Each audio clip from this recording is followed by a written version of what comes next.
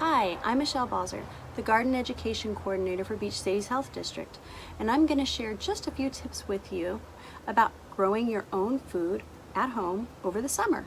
We basically have two seasons, the cool season. We also have the warm season, which is now. Most of the things in the warm season are planted in the spring, and then they grow over the summer, and they're picked throughout the summer and into the fall. If you want to plant tomatoes, and if you're planting from seed, it will take longer than if you're planting a seedling that's already started at the nursery. But if you are going to plant from seed, choose tomatoes that will be ready sooner than later. For example, these tomatoes take longer to grow than these little cherry tomatoes. Also, these tomatoes are something called determinate, which means they will all ripen at once. You pick those tomatoes and then the plant is finished. These are indeterminate. Indeterminate means they will ripen and you pick them and it'll make more, and then you pick them and it'll make more. If you were hoping to make a specific dish or sauce and you needed a bunch of big ripe tomatoes all at once, maybe this would be the way to go. If you want to snack on them throughout the season, this would be the way to go. So at the nursery, I found an indeterminate, which means you can pick them again and again and again, cherry tomato. And because it's July, I am going to go with the started plant rather than the seeds. There's a lot of different basil. If you get a packet of basil, this one has four different kinds inside this packet. This has one kind, but it's a really good kind. Each packet has lots and lots and lots of seeds, and each seed makes its very own plant. So lots and lots of basil plants in each packet. But if it's the middle of summer and I don't want to wait for these to grow in, I'm going to pick this, right? If it was March or April, I could probably go with the seeds. You can also plant both. You can put this in the ground now and eat it soon. You can sprinkle these around the base so that when this plant is almost finished, these will be up and coming, and then you can pick and eat this basil. When you're picking plants in a nursery, you always want to select really healthy looking foliage. If it's eaten up by bugs or all wilty or disease looking, dried out leaves, you don't want it. Try to find a better plant. This one looked pretty healthy, and also the reason I chose it is because I counted that there's 3 stems in there, so I actually have 3 tomato plants in here. So I can separate them and put 1 in my pot and 2 somewhere else. Same thing with the basil. I also looked for the smallest basil plant I could find, because when this makes tomatoes, this is going to be really big already. So if I bought a large basil plant that was ready now, it would be making flowers and almost finished when this is just starting to make tomatoes. So the timing, trying to eat them together, I bought a little basil plant and the most mature cherry tomato plant I could find. So I'm going to show you how to plant them in a pot. I just got this simple pot at the store, costs about 20 bucks.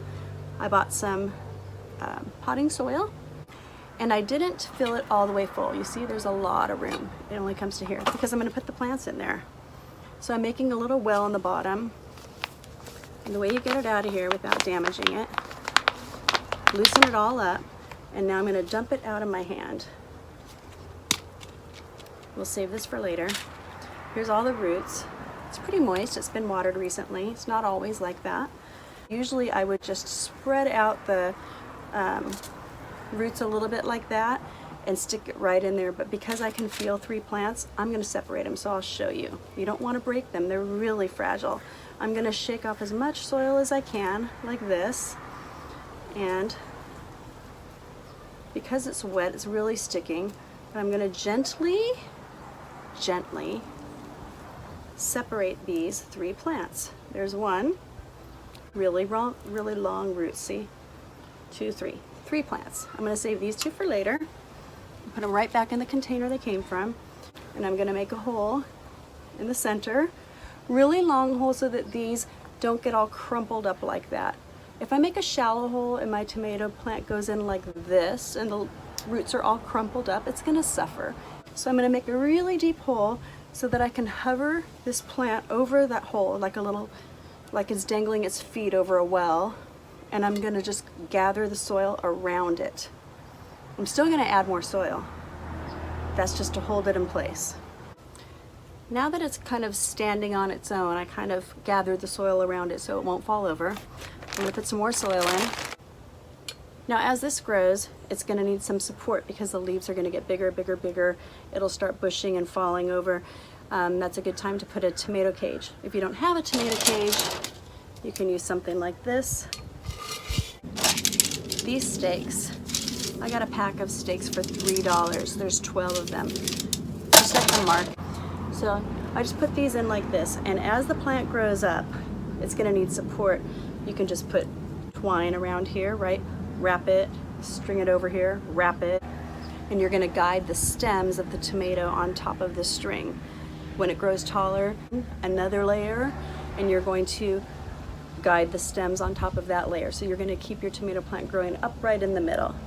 I'm gonna also add basil in the pot because basil and tomato supposedly complement each other. There's something called companion planting, and that is the practice of planting plants together that complement each other. I'm taking this basil plant apart the same way I did the tomato. If you've ever untangled a bunch of tangled necklaces, you realize that you have to kind of sometimes shake them as you gently pull in order not to break them. That's the same thing here. The plants don't like to have their roots exposed, so this is not a nice thing to do to the plant, expose all of its roots to the air. But I did it because I wanted to separate them to see how many basil plants I really have.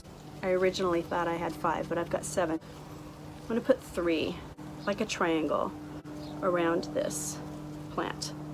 And I'm going to bury them in so when they grow up, they're gonna kind of be like a filler around the base of the tomato plant. If you don't want your hands in the soil, you can use a trowel. I like to use my hands. And now I have room for a little more soil. And I'm gonna just kind of backfill around here.